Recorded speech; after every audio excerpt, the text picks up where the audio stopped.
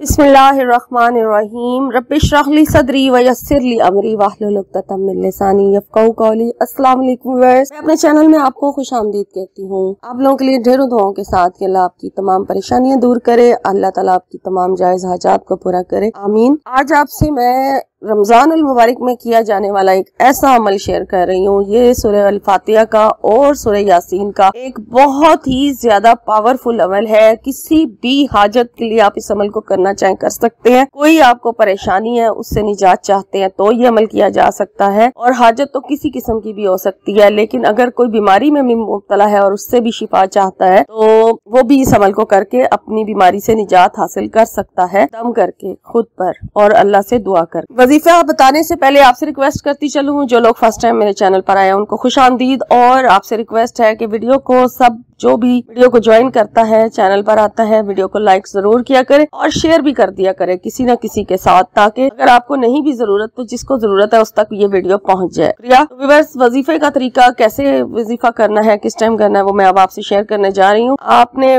पूरी तवज्जो के साथ वीडियो को सही तरीके से सुनना है। आप सुनते नहीं है, फिर आपको सही से समझ नहीं आती है। सूरह यासीन और सूरह फातिहा का अमल इस तरह से है कि आपने जब इस अमल को कर रहा है, अपनी किसी भी एक हाजत की नियत करते हुए करना है। कोई भी आपकी एक हाजत होनी चाहिए, जिस भी खास मकसद के लिए आप इस अमल को करने जा रहे हैं। नियत कर लें, यानी कि अपनी खास हाजत को अल्लाह के सामने पेश कर दें। और फिर इस वजीफे को आपने इस तरह से शुरू करना है कि इसके साथ आपने 21 मरतबा, ज्यादा से ज्यादा जितनी दफा मर्जी पढ़े आप दुरूद शरीफ, लेकिन 21 बार जरूर पढ़े। और 21 कम से कम 21 मरतबा आपने दुरूद इब्राहिमी या जोन सा भी दुरूद शरीफ आप पढ़ना चाहते हैं वो पढ़ लें। और उसके बाद बिस्मिल्लाहिर्रहमानिर्रहीम के साथ सूरह यासीन को शुरू किया जाएगा। और सूरह यासीन एक बार ही पढ़ी जाएगी, लेकिन जब आप इसकी मुबीन पर पहुंचेंगे, यानी पहली मुबीन, दूसरी, तीसरी, इसमें 7 मुबीन है, सबको पता होगा। तो 7 मुबीन के ऊपर किया जाने वाला ये एक ऐसा अमल है। आपने हर मुबीन के ऊपर, अब पहली मुबीन आपने पढ़ना है सूरह फातिहा को बिस्मिल्लाह के साथ आपने 7 मरतबा, हर बार बिस्मिल्लाह के साथ आपने 7 मरतबा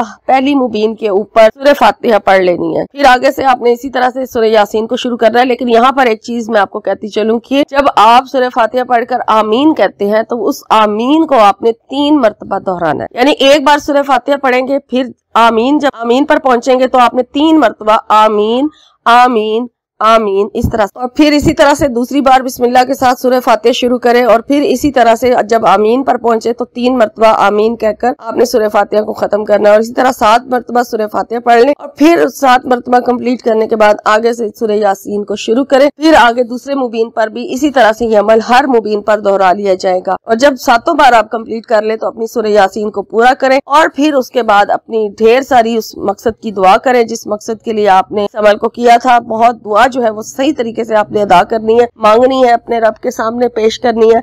और फिर उसके बाद आपने दुरूद शरीफ पढ़ लेना लास्ट पर भी उसी तरह जैसे शुरू में पढ़ा था। और इस तरह से आपका ये एक दिन का अमल पूरा हो जाएगा। और इसको आपने लगातार 7 दिन करना है, इस अमल को बगैर नागे के। और कोशिश करें कि जब ये अमल किया जा रहा हो तो किसी से बात ना की जाए। और इस अमल को आपने करना है, या तो इस अमल को रात को ईशा के बाद कर लिया जाए, पूरी रात में किसी टाइम भी कर सकते हैं, या फिर इसे फजर की नमाज के बाद कर ले। और फिर इसका एक और टाइम दिया गया असर की नमाज के बाद कर। असर की नमाज के बाद भी अगर आप इसको टाइम दे सकते हैं तो किसी से बात ना की जाए। वमा अलैना इल्लल बलागुल मुबीन।